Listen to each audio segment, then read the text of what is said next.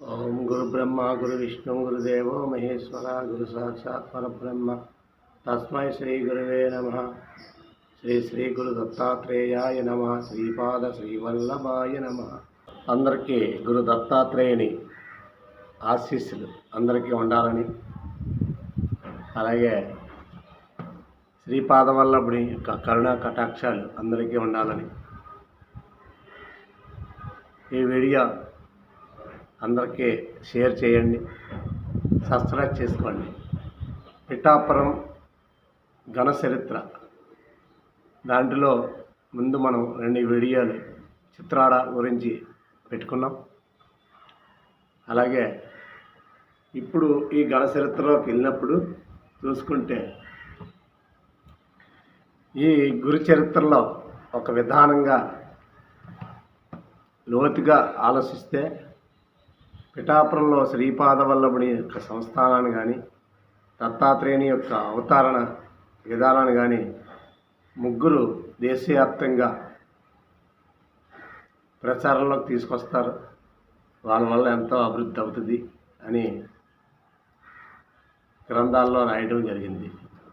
అలాగే శ్రీపాదవల్లభులు వారు కూడా జ్ఞాన మార్గంలో కూర్చున్నప్పుడు మనకు అందించే ఆలోచన విధానంతో ఆయన మనకి ఇచ్చిన శక్తిని మీ అందరికీ తెలియజేస్తూ, దత్తాత్రేయులు వారి మొదటి అవతారం శ్రీపాదవల్లభుడు వారు చెప్పిన విధానం, మనకి అందించిన ఆలోచన విధానంలో వారు ఇచ్చారు.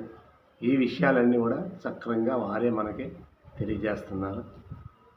మనం సొంతంగా చెప్పడానికి వీలు పడదు, మనం చేయలేము.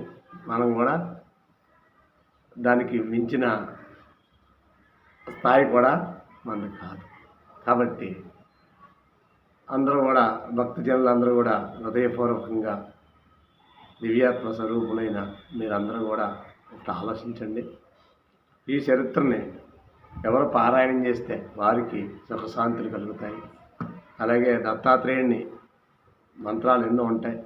ఏ మంత్రం జపించినా మీకు అష్టైశ్వర్యాలు కలుగుతాయి. అలాగే శ్రీపాదవల్లభుడి నామాన్ని సిద్ధమంగళ సూత్రాన్ని చదివినా మీకు మనశ్శాంతి, ప్రశాంతత, ఎన్నో సౌఖ్యాలు కలుగుతాయి. అష్టైశ్వర్యాలు కూడా కలుగుతాయి. శ్రీపాదవల్లభుడు 500 సంవత్సరాల క్రితమే పూర్వం వారు ఇక్కడ జన్మించడం, అలాగే ఇక్కడ పాదుకల దర్శనం జరుగుద్ది. తర్వాత కాలంలో నేను 2000 సంవత్సరం టైంలో నేను వచ్చి నా దర్శనాన్ని అందరికీ తెలియజేసి నేను అభివృద్ధి అవుతాను అని తనకు తానే ప్రకటించుకున్న గురుదేవులు ఎవరైతే ఉన్నారో వారే శ్రీపాదవల్లభుడు. అలా మొదటగా వాసుదేవానంద సరస్వతి గారు, ఆ గురువుగారు వచ్చి దత్తాత్రేయుల వారి గురించి, శ్రీపాదవల్లభుడి యొక్క చరిత్ర అందరికీ తెలియజేస్తూ ఈ ప్రచారంలో వచ్చారు. ఆ తర్వాత కొంతకాలానికి రామస్వామి గారు వారు కూడా ఈ యొక్క ప్రదేశానికి వచ్చి, అలాగే ఎక్కడెక్కడో మహారాష్ట్ర అన్ని చివర్లకి కూడా ప్రచారం చేసి తనకు కొన్ని రాష్ట్రాలకి దత్తాత్రేయుని చరిత్ర, దత్తాత్రేయుడి గురించి తెలియజేయడం, పిఠాపురం గురించి ముఖ్యంగా తెలియజేయడం జరిగింది. ముఖ్యంగా ఈ మధ్య కాలంలో మనం తెలుసుకుంటే మహనీయులు, గొప్ప వ్యక్తి అందరికీ తెలుసు. వారు పిఠాపురంలో జన్మించకపోయినా పిఠాపురాన్నే వారి యొక్క ప్రజాసేవ కోసం వచ్చి శ్రీపాదవల్లభుని దేశవ్యాప్తమే కాకుండా విదేశాల్లో కూడా వ్యాప్తి చేసి వారి యొక్క నామాన్ని ఎందరో ఆ విషయాన్ని తెలుసుకునేలాగా చేసిన వ్యక్తి పవన్ కళ్యాణ్ గారు. అంటే ఇక్కడ ఆయన ఎలా ప్రచారం చేసుకోవాలో వారే డైరెక్ట్గా వచ్చి భగవంతుని స్వరూపం డైరెక్ట్గా వచ్చి చేసుకోరు. ఎవరొక రూపంలో, ఎవరొక మనసులో ఆ మనసుని ఆ రూపంగా మార్చి వారు ఎక్కడ ఉన్న వాళ్ళని తీసుకొచ్చి ఇక్కడ పెట్టి, వీళ్ళంతా కూడా ఎక్కడి నుంచి వచ్చిన వాళ్ళే. శ్రీవల్లభుని యొక్క చరిత్రని ముందుకు తీసుకెళ్ళే వాళ్ళు అందరూ. నిజానికి ఇక్కడ ఉన్న వాళ్ళకి చాలా వరకు తెలుసు, కానీ తెలిసిన వాళ్ళు బయటికి రాలేకపోయారు. వారు రాలేకపోయినా వచ్చినా కొంతమంది వచ్చిన వాళ్ళు ఉన్నారు, రాకపోయినా. ఈ మధ్య కాలంలో కొంత టైంలో మళ్ళీ గోపాల బాబా గారు అదే అవతార పురుషుడిగా శ్రీపాదవల్లభుడి అవతారంలో, దత్తావతారంలో ఎంతోమంది వస్తుంటారు. అలా వచ్చి ఇక్కడ నిత్యాన్నదానం పెట్టి వారెంతో అందరికీ భక్తుల్ని అనుగ్రహించి వారు అభివృద్ధి అయ్యేలాగా చేసి ఇక్కడే సమాధి అయినారు. అటువంటి పుణ్యమూర్తులు ఎంతోమంది వస్తూ ఉన్నారు. అయితే ముఖ్యంగా పవన్ కళ్యాణ్ గారి గురించి చెప్పుకోవాలనుకుంటే వారు ఇక్కడికి వచ్చి ప్రచారం చేసుకుని నిరంతరం శ్రీపాదవల్లభుడు ఉండే పిఠాపురాన్ని నేను చాలా డెవలప్ చేస్తాను అని చెప్పడం, అన్నా ప్రకారంగా కూడా వారు ఇక్కడికి వెళ్ళడం, డిప్యూటీ సీఎంఏ కాకుండా ఇంకా అనేక పదవులు వారు తీసుకోవడం, దానికి కారణం ఏదైతే దత్తాత్రేయ అని ఎవరైతే అంటారో, వారిని ఎవరైతే దత్తపుత్రుడని అంటారో, అది విమర్శనగా చేసిన గారికి ఆ నామం వారికి బలమైపోయింది.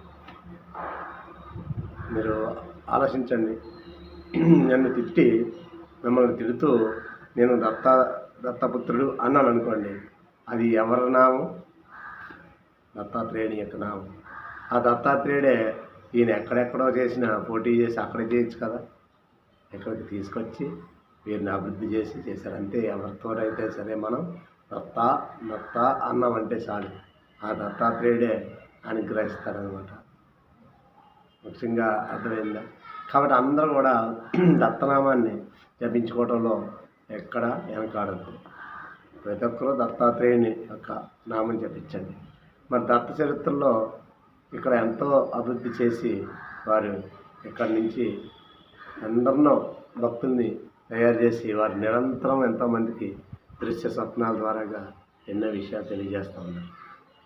అలాగే శ్రీపాదవల్లభుడు కూడా ప్రతి గ్రామం తిరిగి ప్రతి ఒక్కరిని అనుగ్రహించి ఆ కాలంలో 500 సంవత్సరాల క్రితం ఎవరికి తెలియని విధానంలో ఈరోజు ప్రతి గ్రామంలోనూ కూడా దత్తాత్రేయుని యొక్క నామం, శ్రీపాదవల్లభ యొక్క నామాన్ని జపించుకునే స్మరించే శక్తి ఎక్కువ మౌనంగా ఉండేలాగా ఉండాలని వారి యొక్క ఆదేశాల మేరకు సాధకులందరూ కూడా అలాగే ఉంటారు.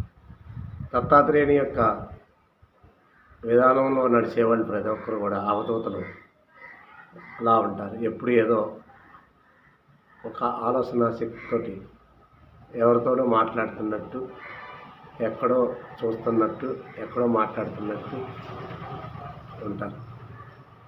వారు ఒక చూపు ఎవరి మీదైనా సరే ఖచ్చితంగా పడిందంటే వాళ్ళకి చాలా అద్భుతాలు జరుగుతాయి. అలాగే దత్తాత్రేయుని స్వరూపం ఎవరైతే నిరంతరం ఆ దృష్టిలో పెట్టుకుని వారిని మనసులో పెట్టుకుని ఎవరైతే సాధన చేస్తారో వాళ్ళందరికీ అష్టైశ్వర్యాలు కలుగుతాయి. శ్రీపాదవల్లభుడు కూడా ఆ శుద్ధమంగళ సూత్రం ఎవరైతే మనస్ఫూర్తిగా ధ్యానం చేస్తారో, ధ్యానం చేస్తూ చదువుతారో వాళ్ళకి గురు అనుగ్రహం కలుగుతుంది. గురువు అనేది ఒక స్వరూపం. ఆ గురువే బ్రహ్మస్వరూపం, విష్ణు స్వరూపం, శివస్వరూపం.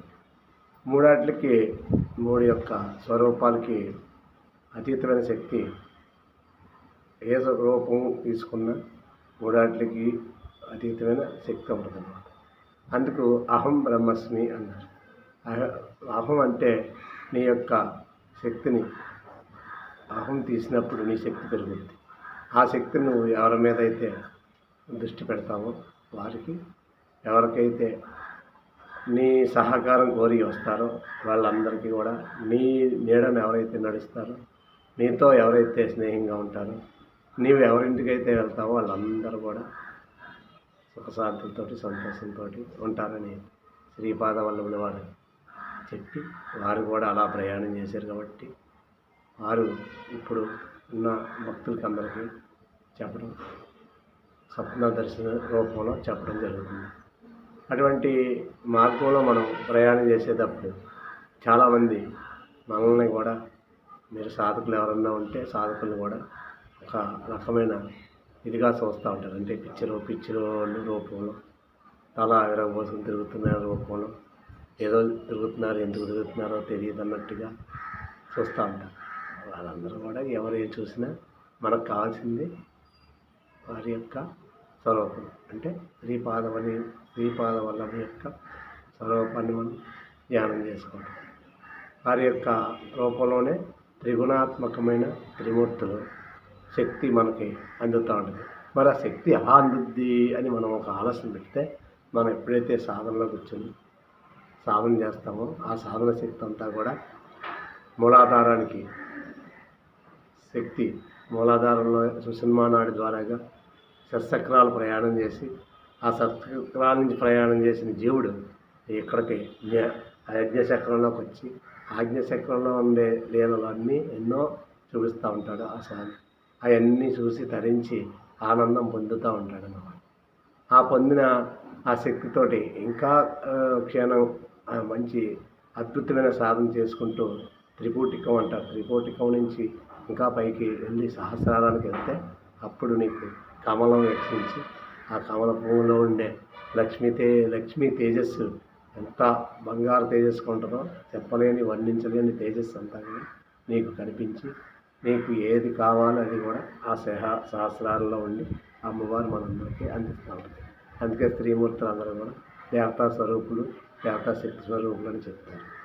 వారిని అందుకే ఇక్కడ అమ్మవారు ఉంటుంది కాబట్టి ప్రతి ఒక్కరు కూడా తిలకం ధరించాలి అని చెప్తారు. కాబట్టి ప్రతి ఒక్కరు కూడా ఈ విషయాలు ఇంకా లోతుగా క్షుణ్ణంగా పరిశీలన చేసుకుని స్వామివారు ఏమైతే మనకి తెలియజేస్తున్నారో ఆ విషయాలన్నీ కూడా మీ అందరికీ తెలియజేయడం కోసం నేను స్వామిని సాధన చేస్తూ ఉంటాను. నేను ఉండేది పిఠాపురంలో ఉంటాను. పిఠాపురం 1 కిలోమీటర్ దూరంలో మనకుండే చిన్న ఆశ్రమం. నేను ఎవరికైనా సరే నాకు ఆ స్వామి ఇచ్చిన వరం విధానంగా ఆయుర్వేదం ఇస్తారు. ఎవరు వచ్చినా వాళ్ళకందరికీ ఇస్తూ ఉంటాం. అదే కాకుండా అనేక రకాల బాధలతో ఉంటారు చాలామంది. వాళ్ళందరికీ కూడా నాకు తెలిసినంత వరకు నా సాయం చేస్తూ శ్రీపాదవల్లుని యొక్క నామస్మరణలో దత్తాత్రేయుని యొక్క ధ్యానం చేసుకుంటూ ఈ పిఠాపురంలో పుట్టడం జన్మధన్యం అనుకుని ఈ పిఠాపురాన్ని ఎందరికో ఎన్నో విషయాలు తెలియజేస్తూ మనల్ని ముందుకు నడిపిస్తున్నారు శ్రీ దత్తాత్రేయులు వారు. అటువంటి దత్త చరిత్రలో ఈ దత్త పురాణంలో మనం నడుస్తూ మనం వెళ్తున్నామంటే మనకు ఎంతో అదృష్టం. కాబట్టి దత్తాత్రేయులు వారు శ్రీపాదవల్లుని రూపంలో మనకి సాధన రూపంలో మనకు అన్ని విషయాలు తెలియజేస్తూ ఉంటారు. తెలుసుకున్న ప్రతి విషయాన్ని మళ్ళీ మర్చిపోకుండా అందరికీ తెలియజేసి ప్రతి ఒక్కరిని కూడా ఈ మార్గంలో మరి ఎవరిని బలవంతకారం పెట్టి మార్చేది ఏమీ లేదు. వారు మార్చుకుంటారు.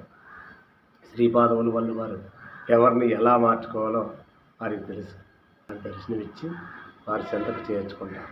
అవధూతలు వారిని ఏమన్నా పట్టించుకోరు. ఎందుకంటే మనం ఒక బంతిని గోడ కొడితే తిరిగి ఆ బంతి మనకు ఎలా వస్తుందో అలా ప్రతి విషయం కూడా మళ్ళీ తిరిగి వారికే వచ్చేస్తుంది. కాబట్టి అందు గురించి ప్రతి ఒక్కరు కూడా ఎవరైతే భక్తులు ఉంటారో అటువంటి భక్తుల జోలికి వెళ్ళకుండా వారు చేసుకునే దాన్ని చేసుకోనివ్వండి.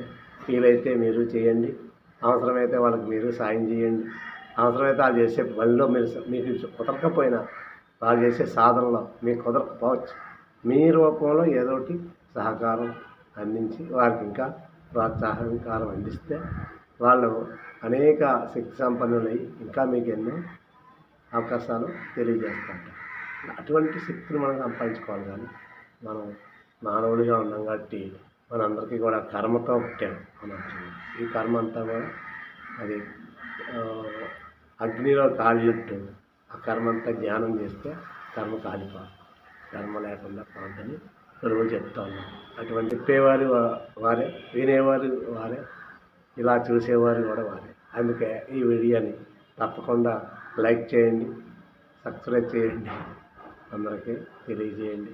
ఇంకా ఎన్నో మంచి విషయాలు సాధన కూడా ఎలా చేసుకుంటున్నామో మధ్య మధ్యలో వస్తూ ఉంటాయి. అటువంటి విషయాలన్నీ చర్చించుకుంటూ వీడియోలన్నీ కూడా మీరు అందరికీ షేర్ చేయండి. నాకు ఆ ఒక్క విషయాన్ని శ్రీపాదవల్లు గారు చెప్పిన విషయాలన్నీ మీకు చెప్పడం వల్ల, మీరు షేర్ చేయడం వల్ల కూడా మీకు ఎంతో అదృష్టం వచ్చినట్టే. ఎందుకంటే మనం అలాగా విషయం తెలుసుకున్న విషయాన్ని ఇంకో మీ అందరికీ అలా చెప్తున్నాం. అలా మీరందరికీ ఈ విషయాన్ని పంచడం వల్ల మీరు కూడా ధన్యులే కదా. కాబట్టి మీరందరూ కూడా తప్పకుండా సబ్స్క్రైబ్ చేయండి. ఖచ్చితంగా అందరికీ షేర్ చేయండి. జై గురుదత్త, గురుదేవ దత్త, గురుదేవ దత్త, గురుదేవ దత్త. దిగంబర దిగంబర శ్రీపాదవల్లభ దిగంబర, దిగంబర దిగంబర శ్రీ గురు దత్తాత్రేయ దిగంబర, దిగంబర దిగంబర శ్రీపాదవల్లభ. హరి ఓం.